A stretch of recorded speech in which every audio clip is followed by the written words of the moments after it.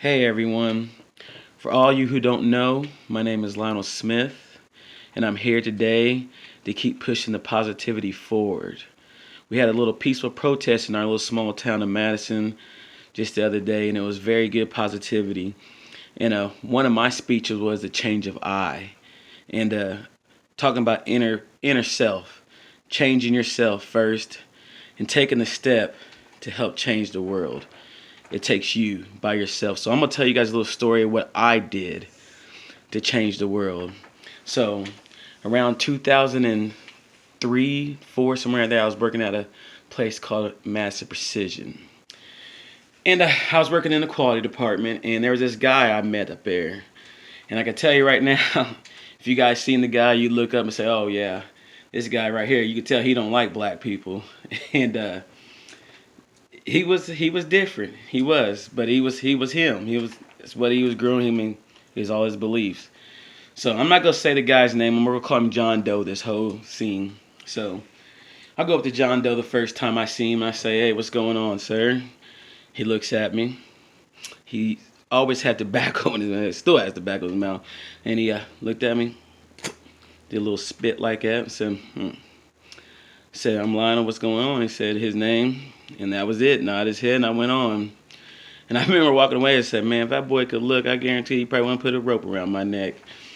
And so it goes on and on. I come back the next couple of days. I say, "What's going on there?" And he nods again. And every day it progresses a little bit. But every day I tell myself, I'm going to go to this dude every single day. I don't care what he thinks or what he believes. I'm going to show him who I am, not by the skin of my color.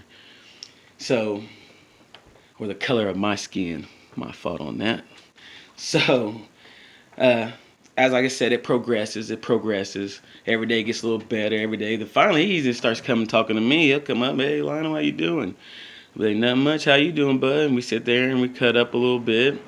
And it started going on. I start asking about his family. He had a wife and 2 girls, and he actually on the side job he actually butchered goats and stuff like that. So we still keep talking. And like I said, every day kept getting better. Every day I would go over there and I make sure I go out of my way to say hi to him, go talk to him, ask him how his day was doing. And I think he really appreciated that. And it kept going and going. Finally, we actually even started hanging out a little bit. Like he had a big old pond. He's like, "Hey, you want to go fishing?" And so I go out there every now and then, go fishing with him, and he'd come over to my house and or help me drive something or help me move something, and we just kept going and going. And then one day, I'm sitting in my office, and he comes in there crying right before the beginning of the shift, crying. And I mean, a grown big man, because he's a big man too, crying. And I look at him. I said, "What's going on, bud? What is wrong with you today?" I said, "What's going on? You got some problems or what?" And he looks at me straight in the eye and said, "I'm gonna tell you something." He said, "Today it's not tears of sadness that's coming out of my eyes." He said, "It's tears of relief and joy, and realizing that I made a choice in my life, that I didn't follow something that was wrong." He said, "I'm gonna tell you something, Lionel." He said, "My whole life, I was raised to hate black people, not just dislike you, hate you." He's like, "Every bit of you, you was the worst thing in the world. Hate you. My dad raised me to hate black people, not even know you, just hate you from the sight of you, hate you." And he said, "I went to my dad's house this morning because I woke up with a heavy heart. And I walked right into my dad's house and I said, 'Dad, I'm going to tell you something. What you raised me was wrong.'" He said, "I met a black guy at work." He said, "And I tell you right now, Dad, he's the best black guy I've ever met in my whole life. He's the best person, not even color. He said he's the best person I ever met in my whole life. Better than any white friend I've ever had in my whole life. And you raised me to hate these type of people without even knowing them." He said, "I will die for this dude." He said, "I would die for this dude, Dad." He said, hey, this dude right here is the best man." He said, "And I'm going to tell you right now, Dad, I will not put your influences on my daughters, and my daughters would not be raised that way." And he said he walked out that house, and his dad didn't say nothing to him that day. And to this day, his daughters, if I see them, they say hi.